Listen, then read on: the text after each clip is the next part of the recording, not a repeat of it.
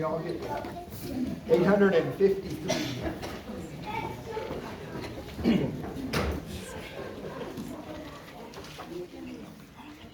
Well, how wonderful it is for us to be able to be here this morning. We're going to, unfortunately, we don't have much time. At the most, you're going to get you about 30 minutes of education. However, during the week, Satan is busy every single minute. In the songs, in the movies, in the news, in every single way. So, it's your job, your responsibility, to make sure that you are constantly dwelling on the Word of God, so that you yourself are presenting yourself towards Him. Make sure that you're standing correctly, thinking correctly, acting correctly, feeling correctly, so you don't do things that will embarrass your God. We're in one book today. I know that's going to shock you. But we're in Deuteronomy chapter 30. Now what we're going to discuss today are things that are going to be covered throughout the New Testament and beyond. And yet we're looking in the Old Testament. And the reason is because God is the same today and tomorrow and forever. Now, He isn't the same as far as rules are concerned. Sometimes the rules are different because of what has happened. For example, in the garden, there's only one rule. So He had to, but He changed that after that. And you see it changed for Israel when they became a nation. And it changed after when Christ died on the cross. Because of the magnitude of the sacrifice. It cannot be the same again. It's amazing the people out there who still want the Jewish way. Who still want to be proud of the Jewish way. When God has commanded that they find a more perfect, a more superior way. So here we are in Deuteronomy. We're going to talk about three basic things here. We're going to talk about the fact that there are diametrically opposed concepts out there. That there are things that are set before you to do. They're simple, we can understand them. We're going to see how clear they are. And that you are supposed to choose. That is your responsibility. Let's take a look now at, wait a minute, sorry. Technology. Let's take a look now at, I thought, well, we didn't have it before, we won't have it now. At Deuteronomy chapter 30, verses 15 through 16. See, I set before you today life and prosperity, death and destruction. For I command you today to love the Lord your God, to walk in His ways, and to keep His commands, decrees, and laws. And then you will live and increase. And the Lord your God will bless you in the land you are entering to possess. Now, say to me, wait a minute, that's same for us today, yes it is. Let's talk about that. We have diametrically opposed concepts here. And I want you to remember this as you are studying your Bible, as you are listening to people talk out there, because let me tell you something. A lot of people are talking with only a part of the truth. And they're doing so because Satan believes you're gullible. Here's the question. How well do you know the gospel? How well do you know the truth? And if you understand the truth, you'll hear them, and to yourself you'll say, I hear what he's saying, but it isn't true. There are people out there who say, there's a lot of books that aren't in the Bible.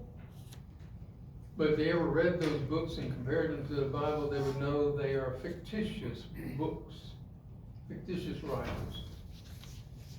Now let's talk about this diametrically opposed concepts and idea. Let's take a look. Life is from God. Death is from Satan. Now let's consider, take a look. If you have an idea that's that wall, and you have an idea that's that wall, they are diametrically opposed. They cannot be the same wall. They're not made in the same place. They cannot hold up the same thing. They cannot do the same thing. They maybe can do some similar things, but they're not doing the same thing. Understand, God and Satan are diametrically opposed. They have taken a stand, and the stand they have taken cannot be reconciled together. God says He's going to be good. Satan says He's going to be evil. Evil according to God. Now understand, what Satan does, he thinks is good. That's natural. You know anybody out there in the world, even people who are horrible people, who rape and pillage? You like that word? Are horrible, yet when you ask them, they kind of think they're a nice guy. They kind of think it's normal to do. Let me tell you, we always do what we think is right to do. That's the way we're designed. So what do we have to do? We have to make sure that we think right, so we'll do right. Your actions are always based upon what you believe to be true. So now we have two diametrically opposed concepts and ideas. We have life and we have death. You can't get to one or the other when you're in the other. If you're alive, you're alive. If you're dead, you're dead. You're not coming back. If you're alive, you're not dead. If you're dead, you're not alive. It's very simple. You see what I'm talking about? Diametrically opposed. It cannot be the other. Just like white can't be black and black can't be white.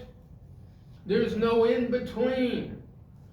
Life, he says, is from me. This is God telling you. Now look, Satan doesn't write a book for you.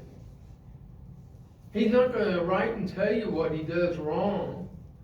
God's the one that does that because he's a God of truth. And he says that death comes straight from Satan, not from God.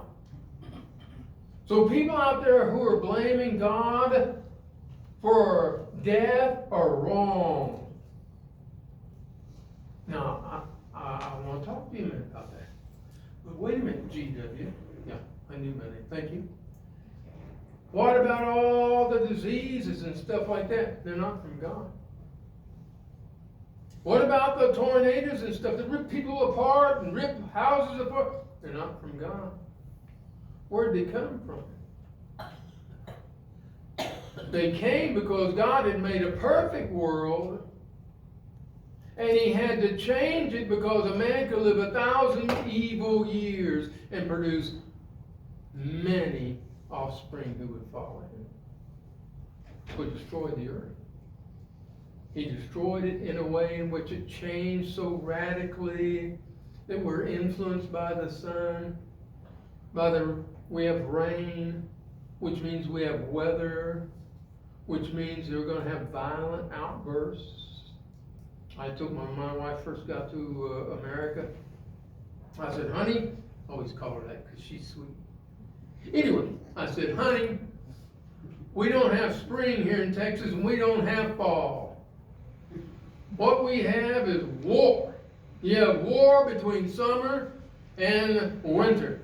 And finally summer will win and finally winter will win. But you don't have anything but summer, war, winter, war. And the moist, warm air would come from the Gulf of America and come in and hit all the dry, cold air from Canada. That's no surprise either.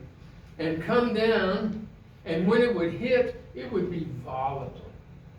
I've had 5 tornadoes come around my house. One of them went over. One walked around the house and twisted the trees up in the front yard. Others I just watched.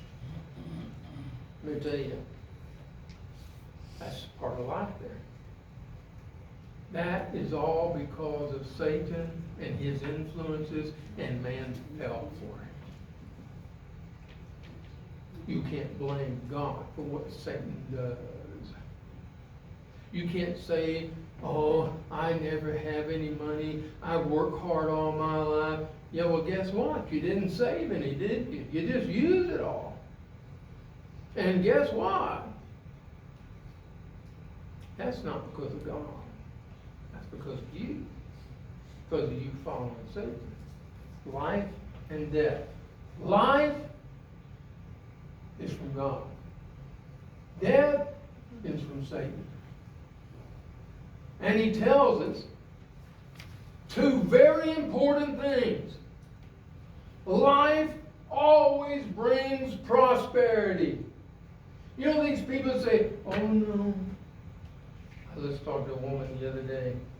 Oh no, I'm living a very pure life. I have hardly anything around.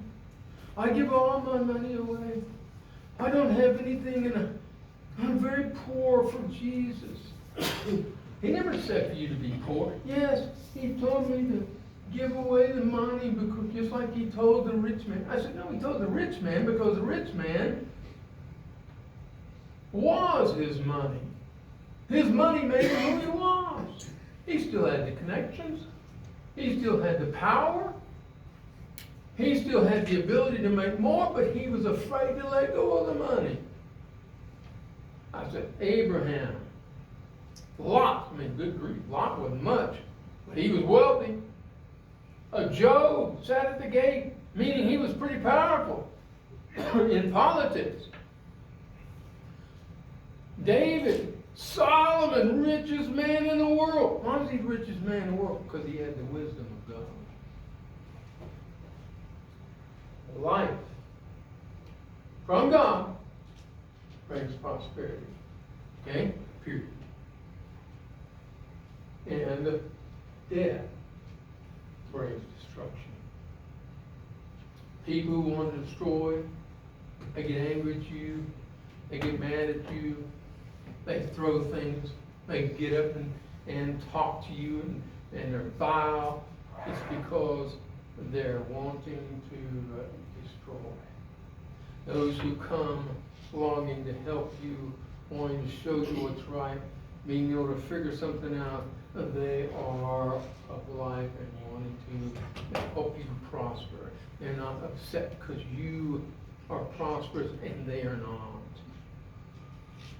Those who criticize you and don't want you to be happy are not of God.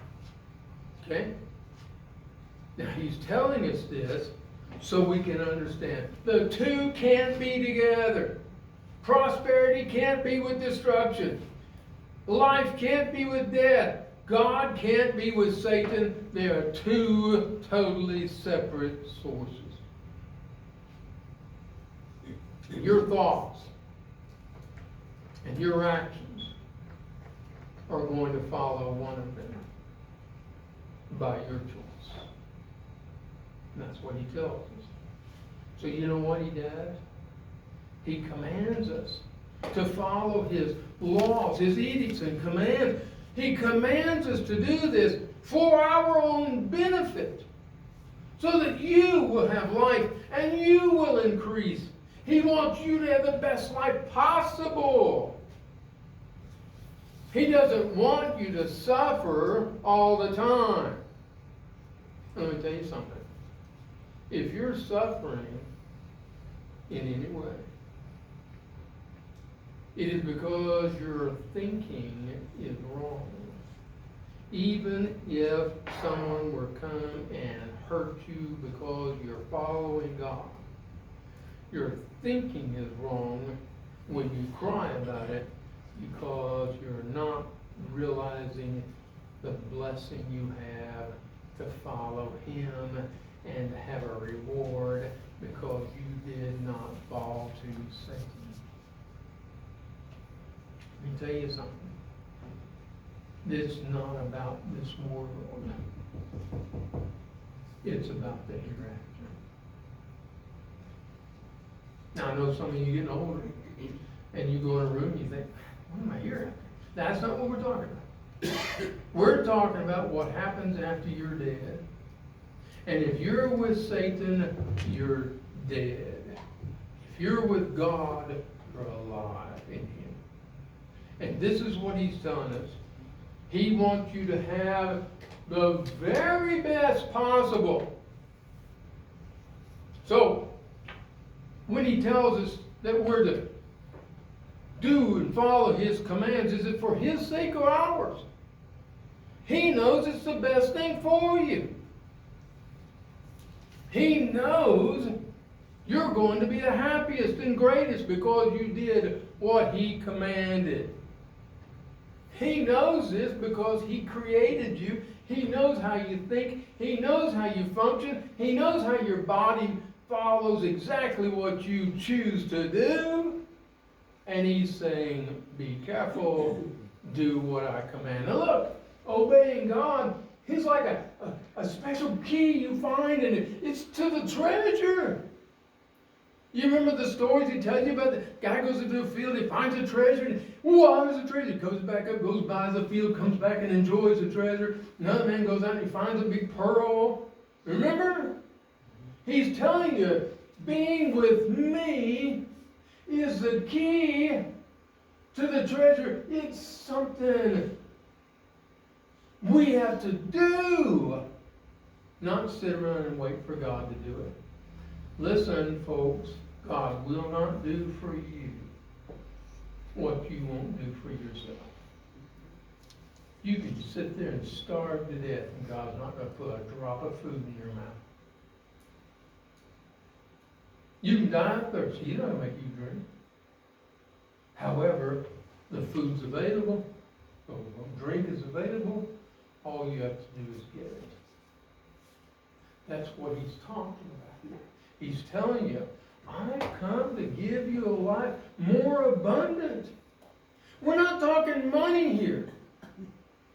We're talking a way of life. Now, is money involved? Of course. Why did God make it where Abraham could do what he did, or Solomon? So that they can go out and do God's work and be able to pay for it. Did you know that rich people, rich women, funded Jesus' work while He was on the earth doing His ministry? If He hadn't had rich women, what could He do? We have things we're supposed to do. We have things that we're bound to do.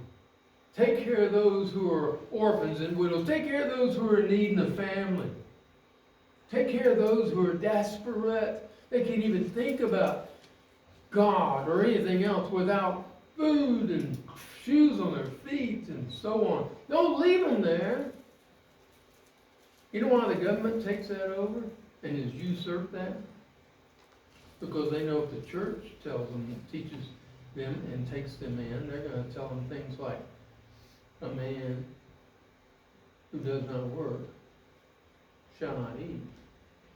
We got lots of people on the public dole who don't work and eat like kings. That's not the way God said for us to do it. But we are supposed to have a life abundantly. You ought. Can you imagine how happy you would be if you believed God was in control and the things that were happening to you was to either honor Him or to honor Him? Isn't that something? Wouldn't that be great? And it's God that gives the increase, not us. I guarantee, I think about this, I see this, and the people who really and truly everything happens to them. That every time they turn around, something breaks, falls apart, whatever. And it reminds me of the church there who was wanting to give to Jerusalem for their needs because they were so poor.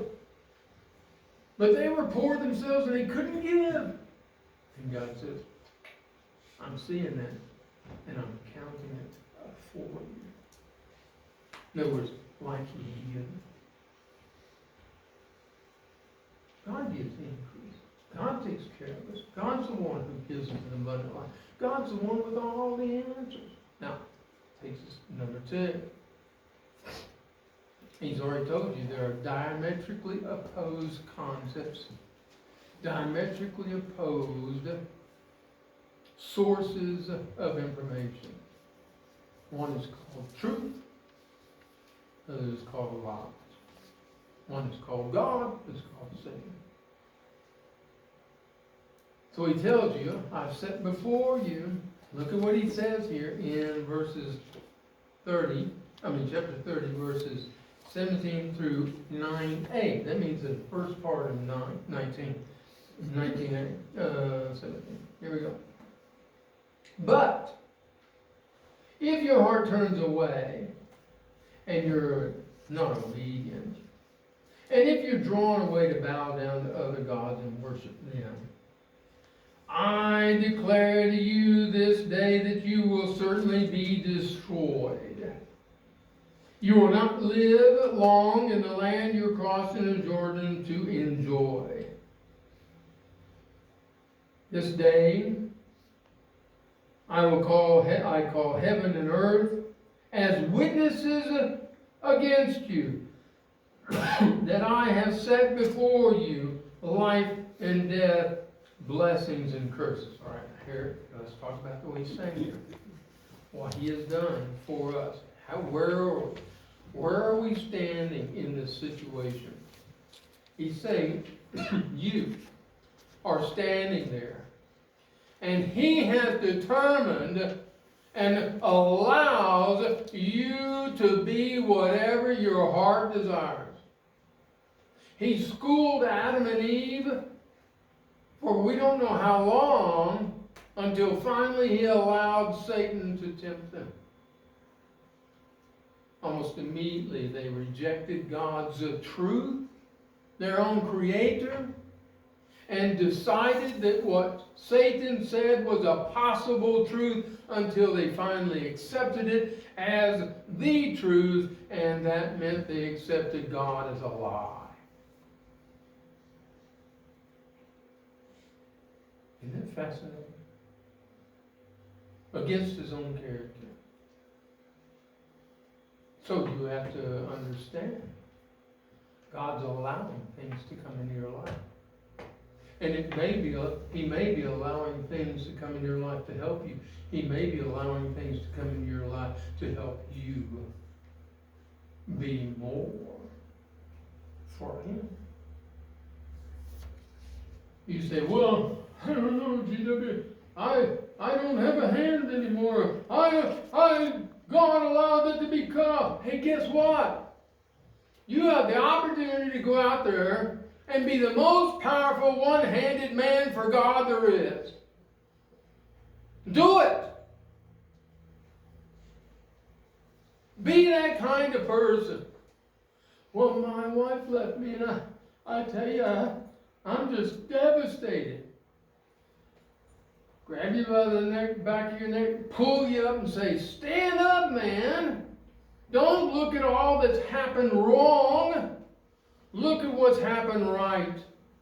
And He tells you, there are ways to make your decisions. There are ways to grow your mind. There are ways to desire and to want things. Here's a great example.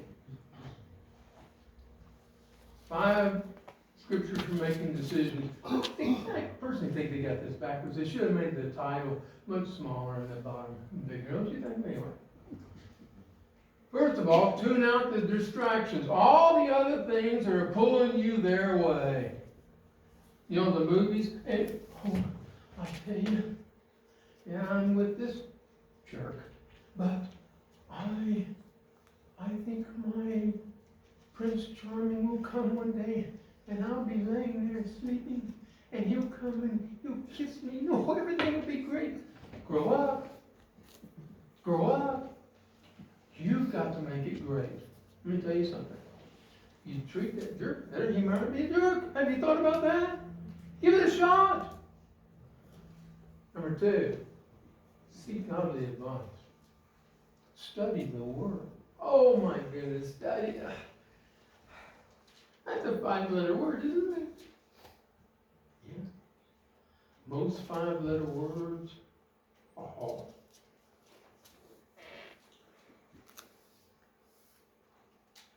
Some of them are good and some of them aren't. Seek godly advice. That means you got to study the Bible. And when somebody actually tells you what's true, you better listen to them. Narrow down your choices. You can't just shotgun this. You got to figure it out. What do you want to be? What do you want to do? How are you going to have your character? What are you going to think? What are you going to do with yourself? And then, look, how simple that is. Do something. You know why? Because when you finally decide you're going to leave the house and you get up and you get yourself dressed and you step out the door, there'll be someone there to tell you you stepped down on the wrong foot, you turned the wrong way, you got your dress not dressed properly, whatever it may be. You don't have to worry when you're at a red light. You can go to sleep if you want to. Because as soon as that thing turns green, they're going to honk at you and wake you up. There's always somebody to tell you what to do, but let me tell you, when you do something, you're different than most people. And then lastly, thank God for the answers. Always thank God for the answers. God has set the truth, and God has set the lies. You know how He set the lies? He told you the truth. When He tells you the truth, He is showing you what the lies are. He's showing you exactly what a lie is. If you know the truth, you're going to know the lies. So here you are, folks. You're standing here and you're wanting to make the right choices. You got many choices to make. You're hearing about them. You're reading books on them. I mean, there's books like crazy out there. All the psychology books don't have Jesus in them. Did you know that? All the get-rich-quick books out there don't talk about God. You want to make choices, and you want to make them right. You want to please yourself, and you want to please God. Here's what you do. First, go through the Scriptures. You take a step forward, make sure it's because it's there in the Scriptures.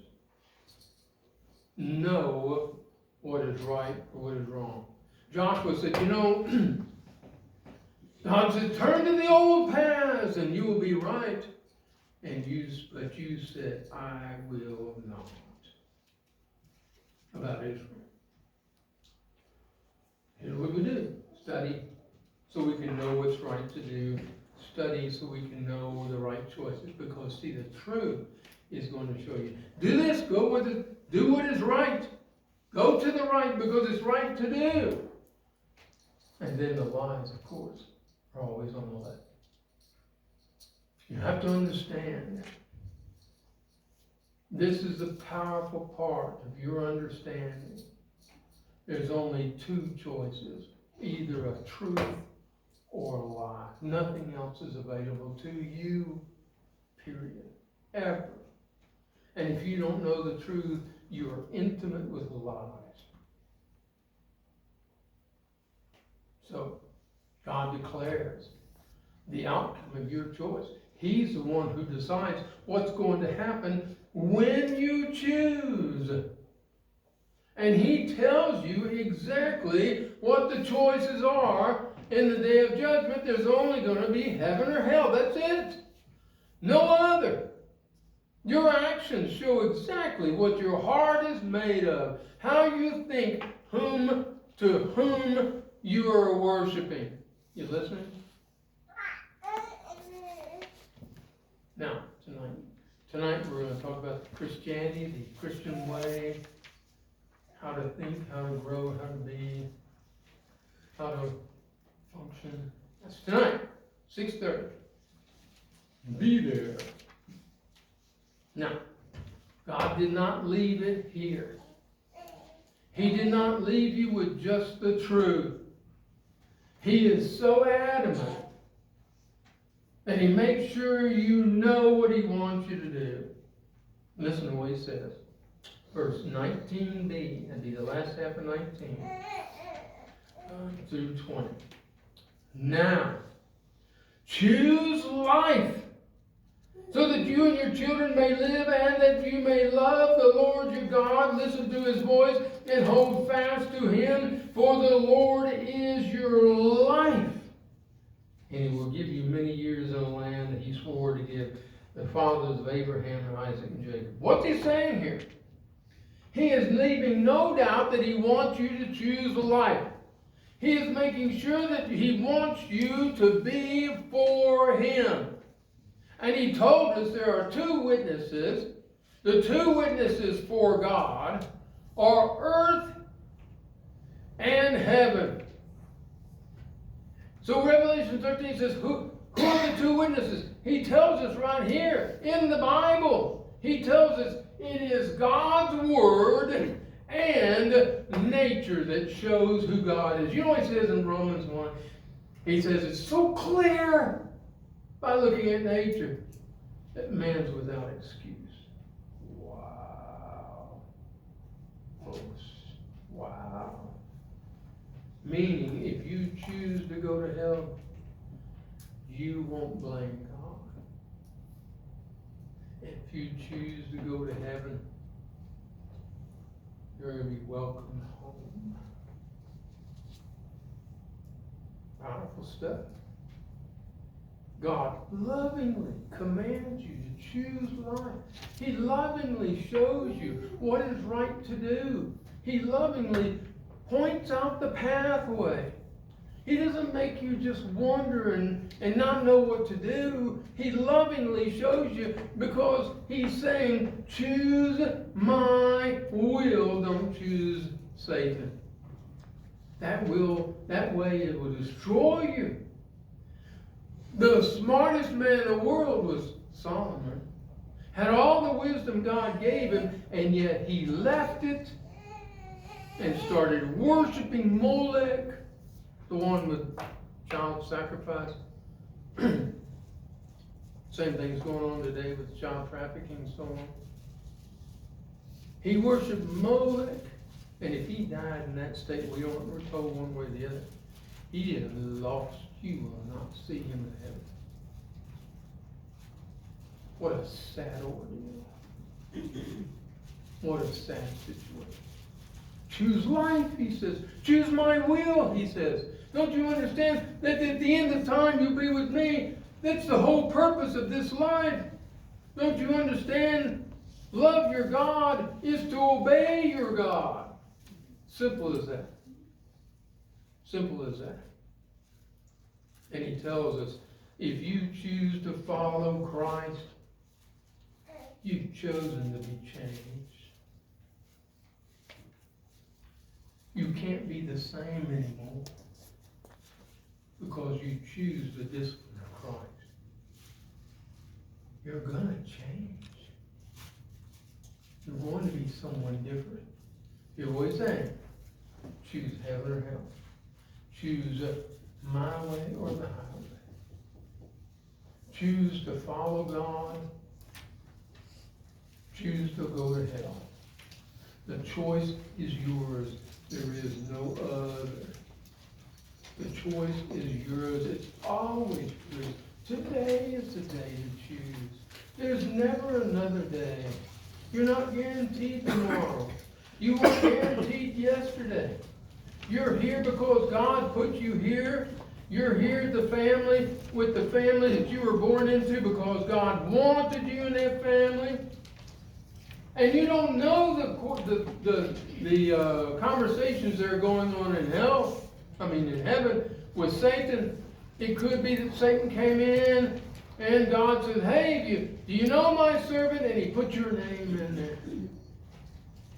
And Satan said, well, yeah, well, you let things happen for them, and you're good to them and all, but if you let me touch them, if you had put them with those parents,